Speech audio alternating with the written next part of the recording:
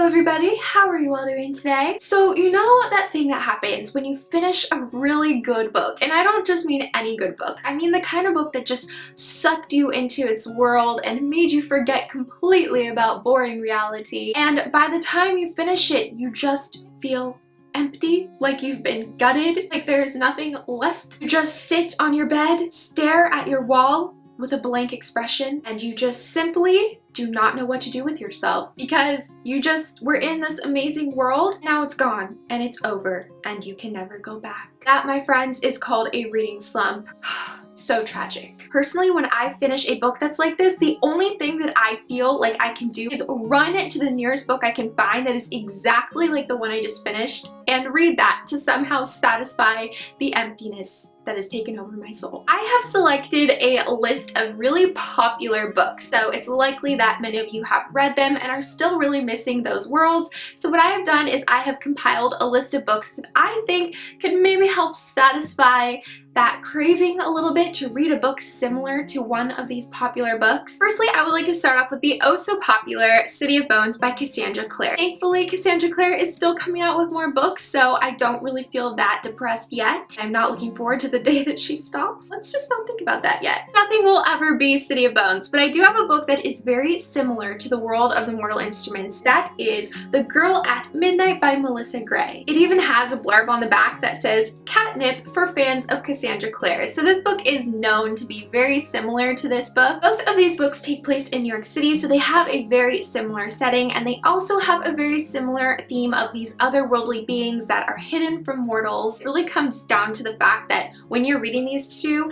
there is no denying the fact that they feel just very similar. The world, the characters, many people who enjoy the Mortal Instruments really enjoyed this book. Also, this book is very similar to Daughter of Smoke and Bone, so that is another popular book that if you have read, you would really enjoy this one as well. Next, if you enjoyed Outlander by Diana Gabaldon, as I definitely did, then I think you would really enjoy Dune by Carrie Corp and Lori Langdon. Outlander is definitely for more of an adult audience, so be aware of that. It is more of a mature read. However, Dune is a great YA substitute, as well as a substitute for anybody who enjoyed Outlander. They are very different reads, but I think that if you like a lot of the elements that are in Outlander, you will definitely appreciate Dune, such as the setting being in Scotland, the Scottish Highlands, dealing with time travel. In Dune, the characters travel to this very interesting and exciting alternate version of Scotland. So while these two books are different, like I said, I think that if you are somebody that is interested in Outlander, then Dune will have a lot to offer you as well. Next, I have Clockwork Angel. If you enjoyed Clockwork Angel by Cassandra Clare, yet again another Shadowhunter book,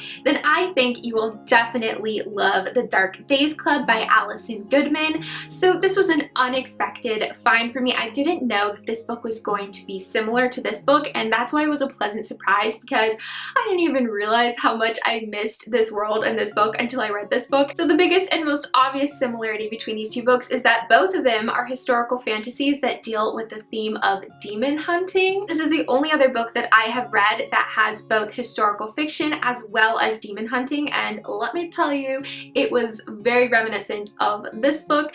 I was so happy. I really feel like fans of the Infernal Devices will appreciate this book because these books are similar, but they're also so great in their own ways. I love the writing of this book, the pacing, and there is a slow burn romance in it, which really keeps you wanting to turn the pages and finding out what happens next with these characters. You get so attached, just like you get very attached to the characters in this book. Oh, they're just both so good. So honestly, yes, if you like this one, oh man, you're gonna love this one. Next, if you enjoyed Grave Mercy by Robin Lefevers, I love this book, then you may love Maid of Secrets by Jennifer McGowan. Both of these books are historical fiction, and they deal with a female protagonist that is a spy slash assassin. These two books have been compared many times, and that's one of the reasons that I read Maid of Secrets, because this book gave me such a bad book hangover that I immediately tried to find a book that was similar to it, and Maid of Secrets definitely did the trick for me. these books are both fantastic. Next, if you like Angelfall by Susan E., then you will love Shadows by Paula Weston. Oh my gosh, these two books. I was a mess after reading this book, a mess. And thank goodness for this book, because while this book is different from this book, it's also so similar. They both are about angels. Something weird about these two books that just makes them even more similar is that the male angels in this book have almost identical names. The guy in this book is named Rafi, and the guy in this book is named Rafa. So, I don't know. Although I like Rafi better.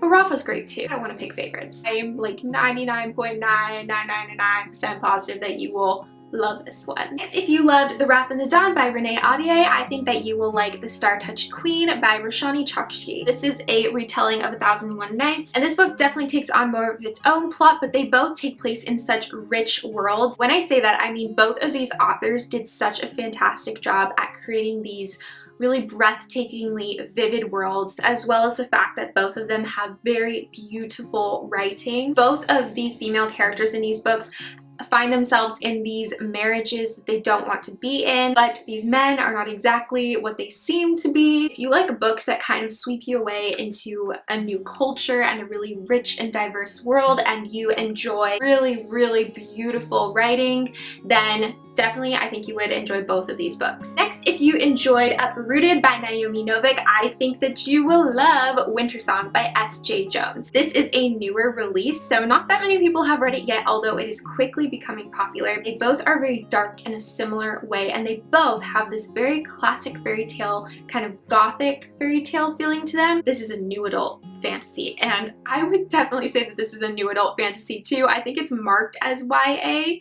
but no. They have a very similar sort of male protagonist, as well as a very similar female protagonist, kind of an atypical female protagonist who's kind of the outsider. This is a loose retelling of The Beauty and the Beast, and this is a very loose retelling of The Labyrinth as well as Goblin Market. All I could think was that I definitely had to recommend Wintersong to people who loved Uprooted, because both of them make me think of the other one. Next, if you liked Heartless by Marissa Meyer, then I think you will love Caraval by Stephanie Garber.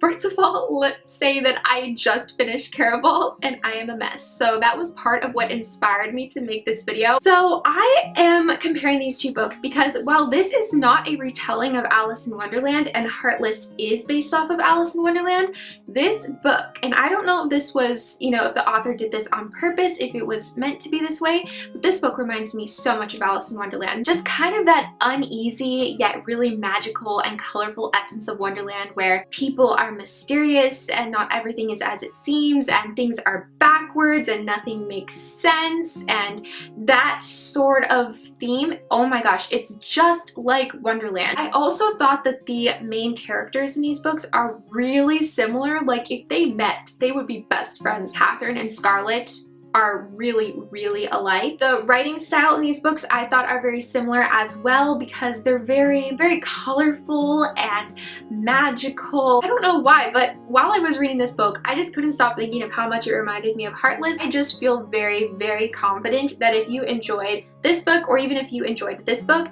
you will like the other for sure. Next, you guys will be very excited, I think, to see this one. It is Throne of Glass by Sarah J. Maas. Nothing can compare to Throne of Glass, but I do think that I'm pretty good at spotting what kinds of books people would like if they enjoyed Throne of Glass, seeing as this is my favorite book. If you enjoyed Throne of Glass by Sarah J. Maas, I recommend checking out Snow Like Ashes by Sarah Rosh. Both of these books are fantasies that take you into this different world with these different kingdoms, and both of these books deal with a similar theme of forbidden magic. Both of these books have kind of similar female protagonists that are snarky and outspoken, very bold. I feel like these two girls would either totally hit it off and have a blast just annoying everybody around them and being all like snarky and sarcastic and witty, or they would hate each other's guts because they're very similar and they would butt heads. It would be very interesting to see them interact. I definitely think that if you appreciate the kind of fantasy that is Throne of Glass, you will be drawn to the kind of fantasy that is Snow Like Ashes. Next, if you like Splintered by A.G. Howard, I recommend checking out Dorothy Must Die by Danielle Page. While these do tell different tales, this is a retelling of Alice in Wonderland, and Dorothy Must Die, as you can probably tell from the title, is based in the Wizard of Oz world. I found the writing and the style of these retellings to be very similar. They're both kind of quirky